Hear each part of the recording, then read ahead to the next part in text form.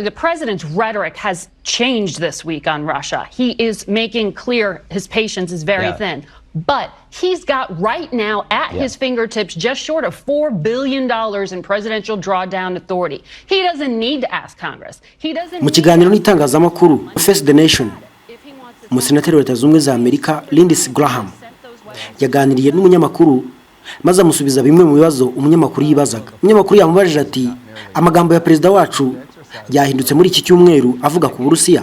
Arimo aragaragaza neza ko ukwihangana kwe kwarangiye kubijyanye n'Uburusiya, ariko nanone twibuke ko afite mu bubiko bw'icyitwa Presidential Drawdown Authority agera kuri miliyari 400 z'amadolari Leta Zunze Ubumwe za Amerika yemerewe gukoresha icyo ashaka. Ntabwo akeneye inteko ishinga amategeko kugira ngo imwemerere kuyakoresha, nta nubwo akeneye uburengerazuba bw'isi kugira ngo bubyinjiremo bumufashe. Niba ari byo gushaka amafaranga arayafite, ese byapfa koroha ko ayo mafaranga yose yahita yohereza mu gihugu cya Ukraine kugira ngo kijye kurwana?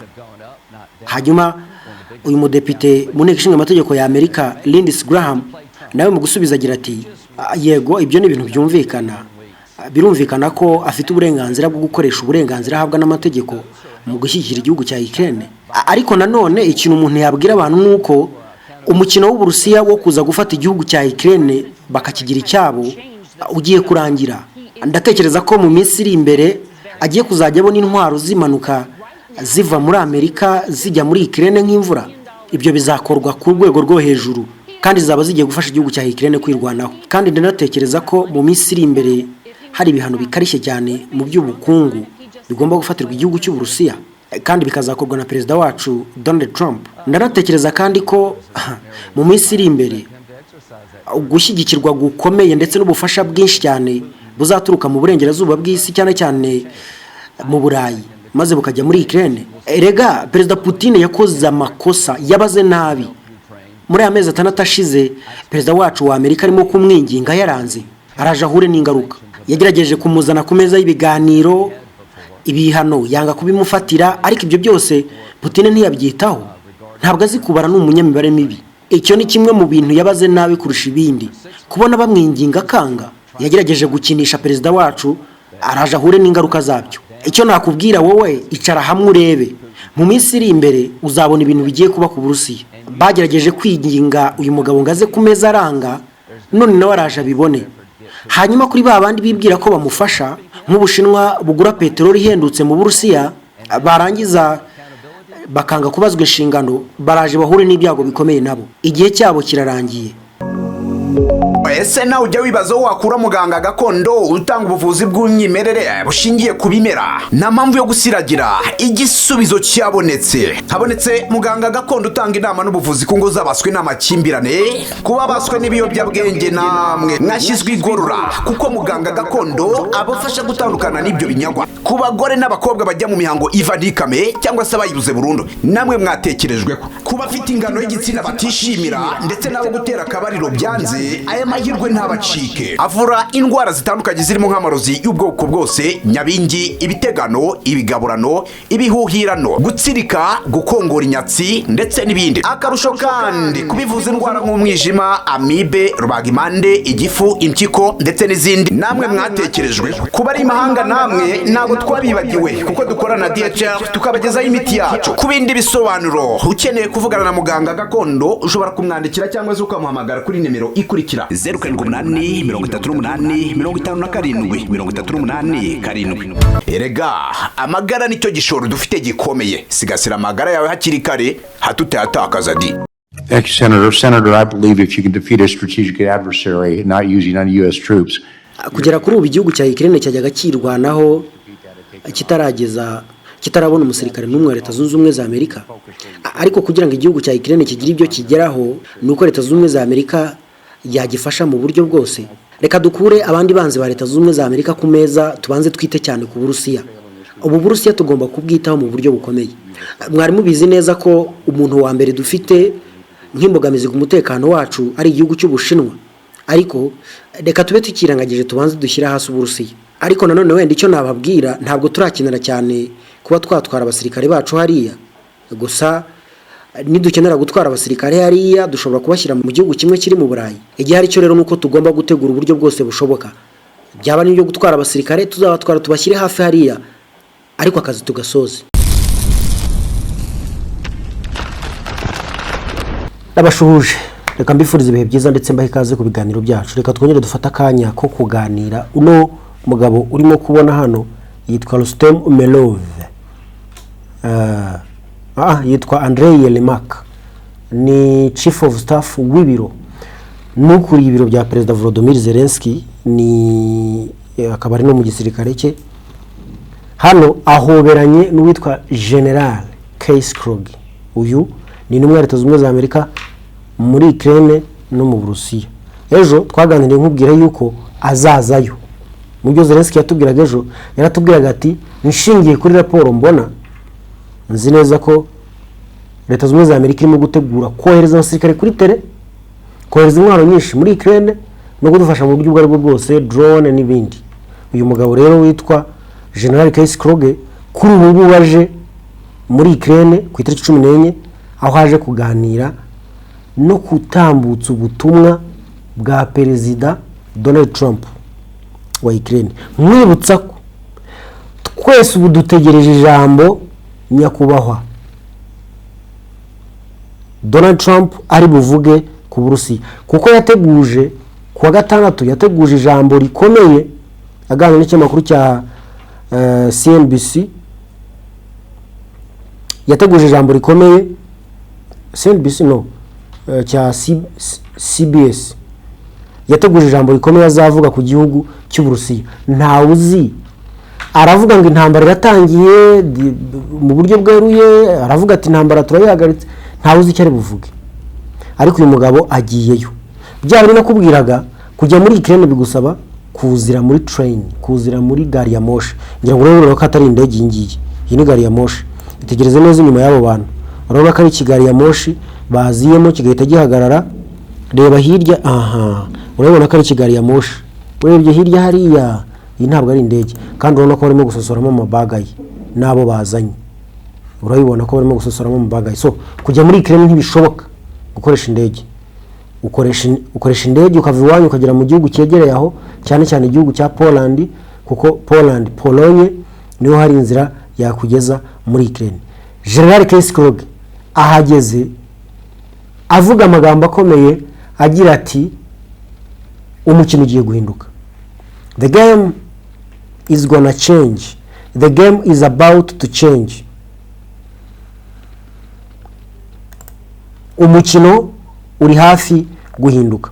Now uyu mugabo General Krog yageze muri Ukraine umunsi ku wa mbere mu masaha make mbere yuko Donald Trump avuze ko yemeje ko ari butange imfashanyo ku gihugu cya Ukraine zirimo izitwa Patriot Missile Defense System to Ukraine, marking a major shift in his administration's approach to the war.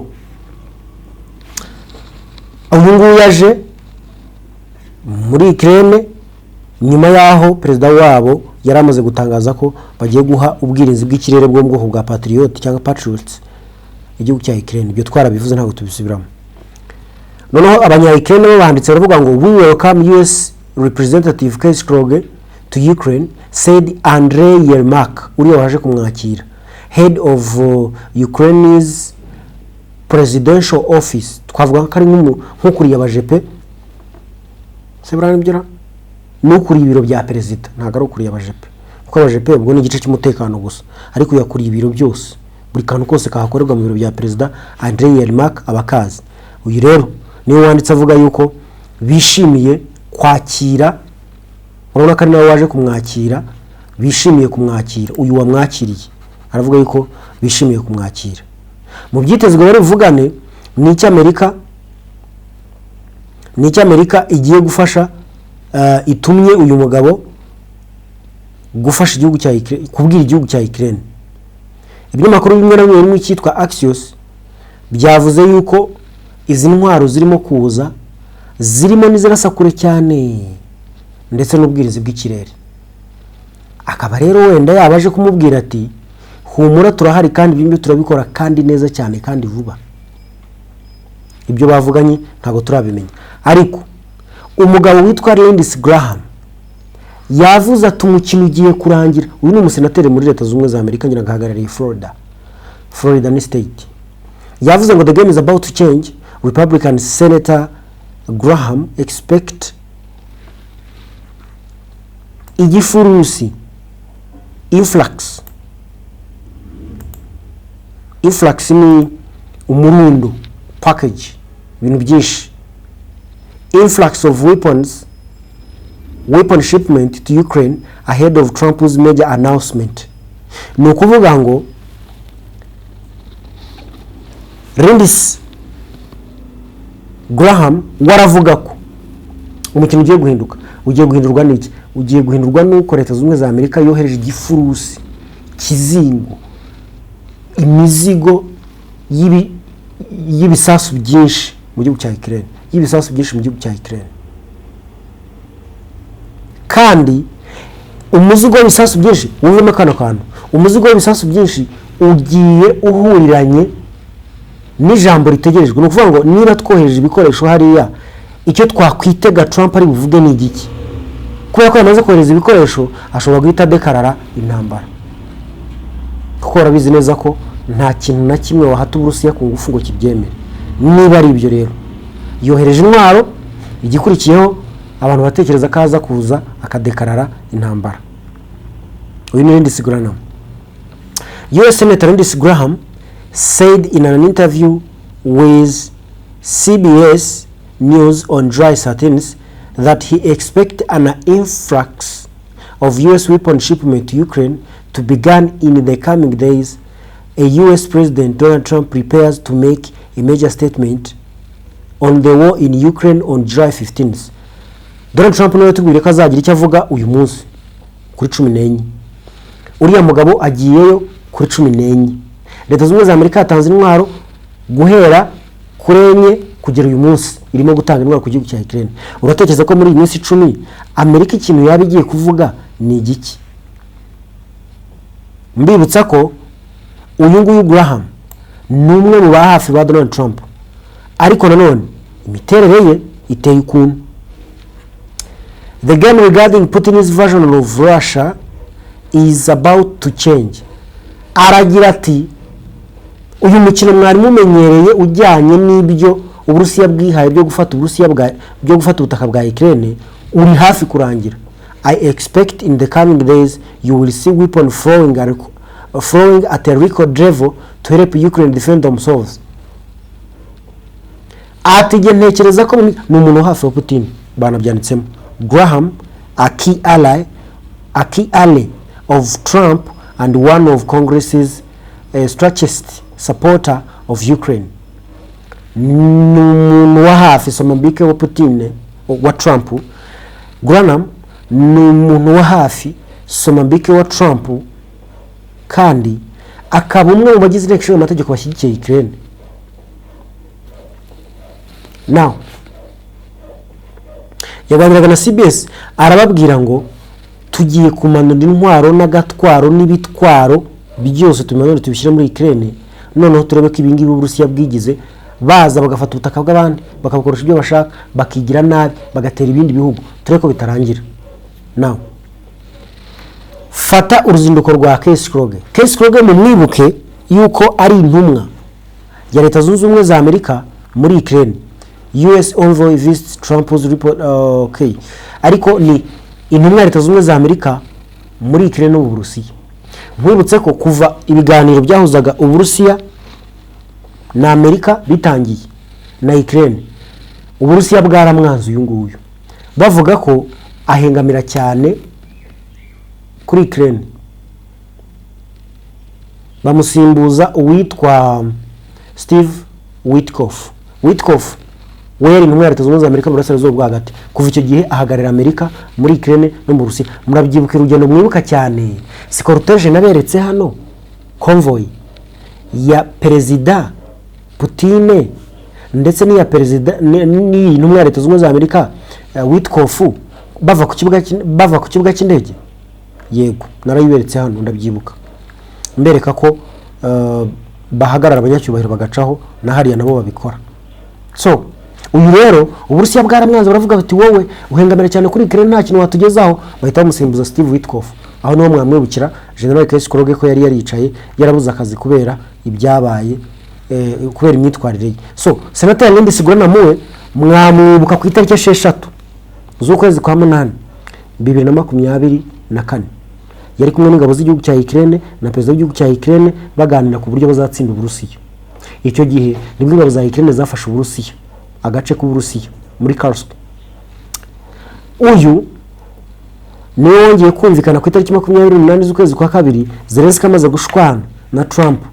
Aravuga ati n'undi Zelensky ni ikintu kiri aho ngaho ntiwamenya ibiki, niba utumye amahoro atagerwaho ni umunyagitugu ni ibiki. Ubu niwe wongeye kuza aravuga ati twebwe turi hafi guhindura umukino, kuva perezida wacu yemeye gufata intwara akazohereza umukino ugiye guhinduka.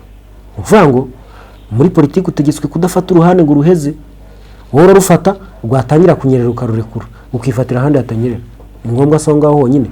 So muri make rero ufashe ibyo Graham avuga ugafata ibyo Trump dutegereje ufashe ibyo Graham avuga ugafata uruzinduko rwa General Keskoroge ugatekereza ibyo Trump ashobora kuza kuvuga, nyine ni hypothesis, hashobora kuvamo ko avuga ati tumaze kohereza ibikoresho byinshi bishoboka tugiye tudekara intambara tugiye kurwana n'Uburusiya.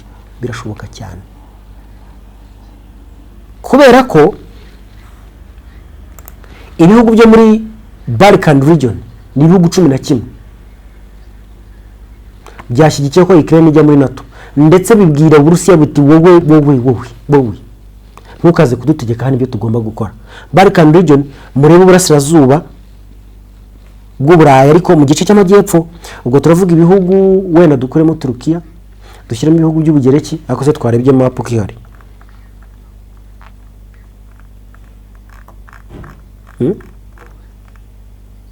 Balkan state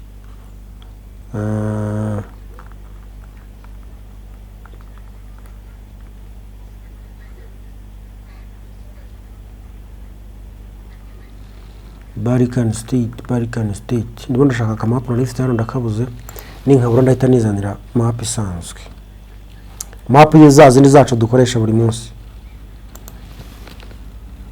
Hano tugomba kuba makuru tuyafite mu buryo bwayo. Ni ibihugu bigera kuri 11 umubare wo ndawuzi, bikaba biri hano mu Burasirazuba bw'Uburayi. Hano wenda tubigenje gutya kugira ngo ubibone biri byonyine. Nibi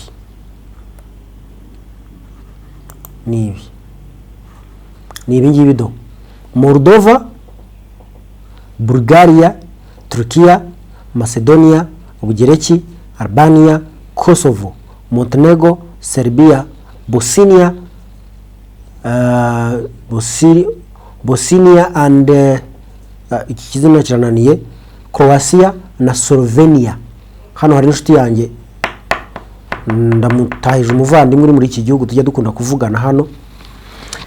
Anyway, ibi nibyo bihugu byamaze kwemera mu buryo budasubirwaho ko bishyigikiye Ukraine ko ijya muri NATO. Urabona ko bituranye na NATO, bituranye n'Uburusiya. Byavuze biti wowe Burusiya ntukazaze hano kuza uzutubwira ibintu wishakiye, ariko wowe bite byawe wowe wa Burusiya we. Byavuze biti following a ministerial meeting in Dubrovnik, Croatia, the participants, including representatives of Croatia, Turkey, Greece, Romania, Slovenia, Albania, Moldova, and others, confirmed that Ukraine's NATO membership is justifiable, both in terms of security and economic considerations. Bivuze ngo twebwe 11 bari muri Baltic, bari mu gihugu cya Turukiya. Ese Turukiya mwe mubona ibya yari ibi? Turukiya jubundi Recep Tayyip Erdogan watubwiye ati ngewe hano ku isi iyo ndebye nkararanganya gutya nshaka umuperezida duhwanye nkamubura. Muri make aba perezida mbona basigaye ku isi ni babiri bonyine, ngewe na Vladimir Putin, abasigaye ntumbwire. Nuko yavuze. None ari mu bantu bavuga ngo Ukraine ijye muri NATO mu kanya akavuga ngo ashyigikiye Uburusiya ntabwo wamenye ibye nuko amera mu bibazo bya Ukraine mu bibazo bya Israel na Iran yagaragaza ko ashyigikiye Iran kandi Israel yarayishyigikiye yarashyigikiye inyeshyamba zishyigikiwe na Israel na Amerika zigafata Syria ibyara Recep Tayyip Erdogan ntubibaze nanjye simbizi gusa abayemeje ko Ukraine igomba kujya muri NATO hashingiye ku bintu mu buryo bwose babibonamo ubirebye mu buryo bw'ubukungu ikwiye kujyamo mu buryo bw'umutekano ikwiye kujyamo nta muntu ugomba kwibuza kujyamo.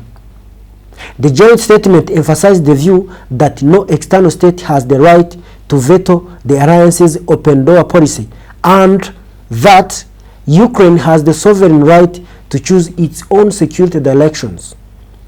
Bakoze inama ihuriyeho baravuga bati nta muntu n'umwe wo hanze y'umuryango wacu wemerewe kuvuguruza ibyo twe twahisemo. Niba twahisemo kwakira umumambure wowe Uburusiya wowe utubuza nkande, niba twahisemo kumwakira utubuza nkande. NATO membership remains the most economically efficient security option for Ukraine. Kujya muri NATO nibwo buryo bwonyine busigaye bushoboka kandi bwafasha Ukraine mu buryo bw'ubukungu. Neither Russia nor any other non-NATO state has the right to veto over the alliance's enlargement. Usibye n'Uburusiya nta n'undi muntu utaba muri NATO wemerewe kwangira igihugu kiva muri NATO, igihugu cyo hanze ya NATO kwinjira muri NATO. Usibye Uburusiya nta n'undi ubyemerewe, niko barimo kuvuga. Bagakomeza bagira bati kwaguka kwacu nitwe bireba nta wundi bireba, nitwe tuzamenye dushyiramo no dukuramo, nta muntu wo hanze utaturimo ugomba kutugenera uko bigomba kugenda. We fully support Ukraine's right to choose its own security mechanism and decide its future free from external interference. Urwandiko rwabo ibaruwa yabo nuko yavugaga ngo dushyigikiye byimazeyo uburenganzira bwa Ukraine bwo guhitamo umutekano wabo n'uburyo umutekano ugomba gukorwamo n'umwanzuro bafata ko hazaza habo. Ni uburenganzira bwabo kugira ngo birinde kwinjirirwa guturutse hanze. Ibi bisobanuye iki? Ibi bisobanuye ko ibihugu byinshi biri inyuma y'uko Ukraine ikwiye kujya muri NATO. Dufite ibihugu 11 biri mu cyitwa Balkan State. Tukagira ibindi bihugu bigera kuri 20 na bingahe biri muri NATO. Tukagira ibindi bihugu bigera kuri 50 na bingahe biri muri EU. Byose bishyigikiye icyo kintu. Nureba hano heading, ministers from the southeast European countries voiced support for Ukraine's accession to NATO and the EU. Yemererwa kujya muri NATO no muri EU. Ibyo bihugu bivuze nuko ngo barashaka kugaragaza image ishusho y'ibihugu byinshi bishyigikiye Ukraine kujya muri NATO. Wowe Uburusiya wobyanga urinde. Sobanuye ngo Uburusiya ntibwemerewe kwanga ibyo abantu bose bemera. Ejo twaganira hano nkubwira ibyo Trump ibyo Putin yiri bavugira mu itangazamakuru. Aravuga ati bano abantu twarasezeranye bagomba bica amasezerano ariko ubwo Uburusiya burabi igihugu kigenga cyangwa busibe kuri map niba bafite ubushobozi. Bivuze ngo rero ntambara ku rwego hejuru. Ikindi igihugu cyitwa Estonia uretse ndebe ko mbikubonera mbere yuko mbivugaho kuko ibyinshi umuntu aba bifite mu mutwe kuruta inyandiko, kandi burya inyandiko nazo ziba zikenewe kugira ngo ubone ko ibyo tuvuga nyine tubivuga tubikura tuba twabaje kubishaka kugira ngo tuguhe ibintu bitetse neza bihiye bimeze neza. Igihugu cya Estonia mu minsi yashize cyakoze igerageza ry'intwaro. Estonia ni igihugu gituranye n'Uburusiya bahana imipaka w'ubutaka nkuko harya twe n'abarundi duhana umupaka w'ubutaka.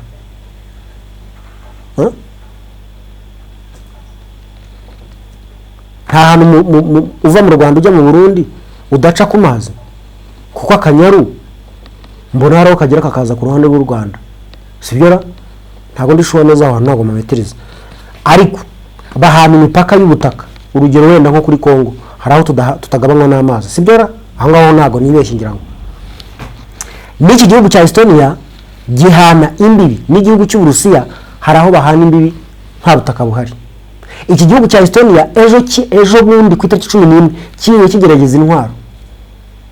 Estonia irunze n'intwaro za NATO. Estonia iri muri NATO. Estonia turanye n'Uburusiya.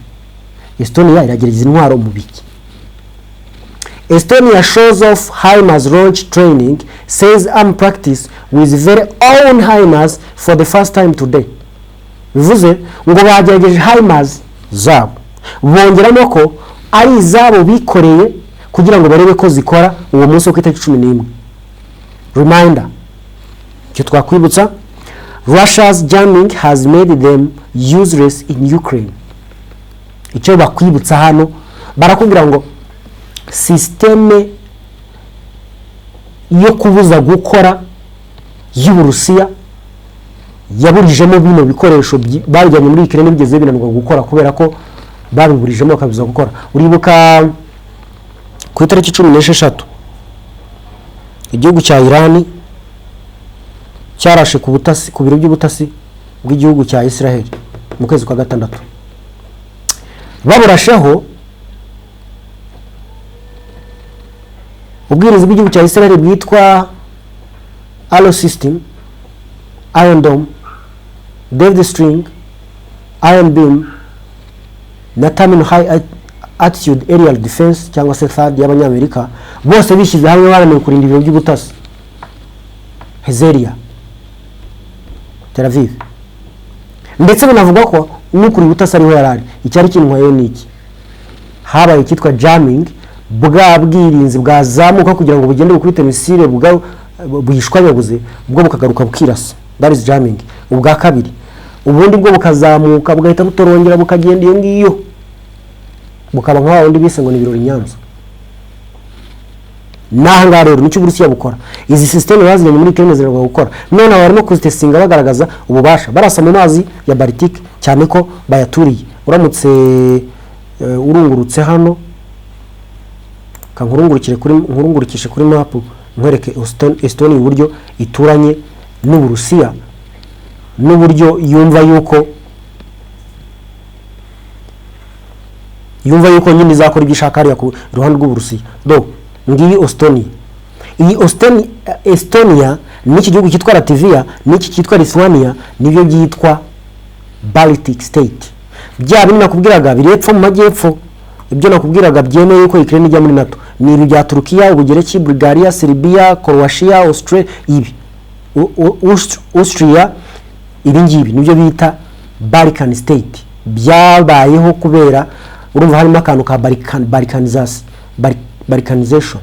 Byabayeho kubera gushwanyuka cyangwa gutata. Okay, ubwami bw'Abaroma bwarasenyutse ibi biravuka.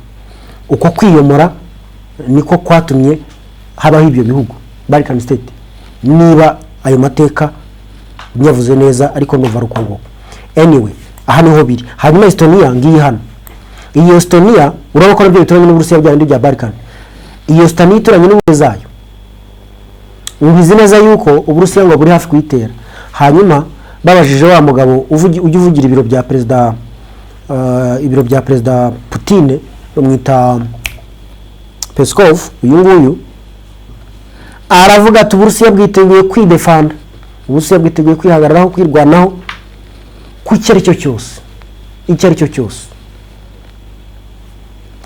Russia will firmly defend its interest in the Baltic region, Kremlin spokesperson Dmitry Peskov said on July 15th, responding asubiza kurya nakwerekaga to Estonia's recent test of HIMARS multiple launch rocket system over the Baltic state.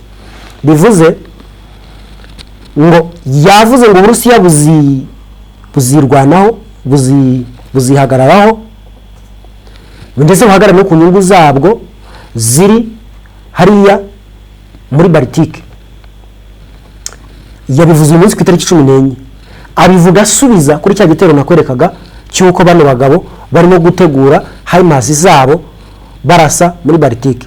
Mu ijwi rye agira ati the Baltic region is intense due to aggressive policy of European coastal state.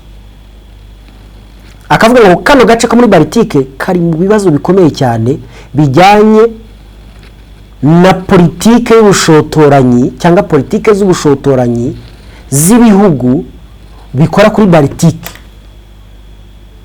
Russia intends to firmly defend its legitimate interest in this region. Uburusiya bufite gahunda yo kurengera inyungu zabwo ziri hariya. One ni izihe nyungu? Inyungu ya mbere nuko Uburusiya buturanye na hano, ariko inyungu ya kabiri kandi y'ingenzi kandi ikomeye cyane nuko Uburusiya bufite intara hano. Iyi ntara ni y'Uburusiya bayita Kaliningrad. Unabisomye ahangaha hitwa Sherinya Kovisky district muri Kaliningrad Oblast, Russia. Oblast ni province, intara.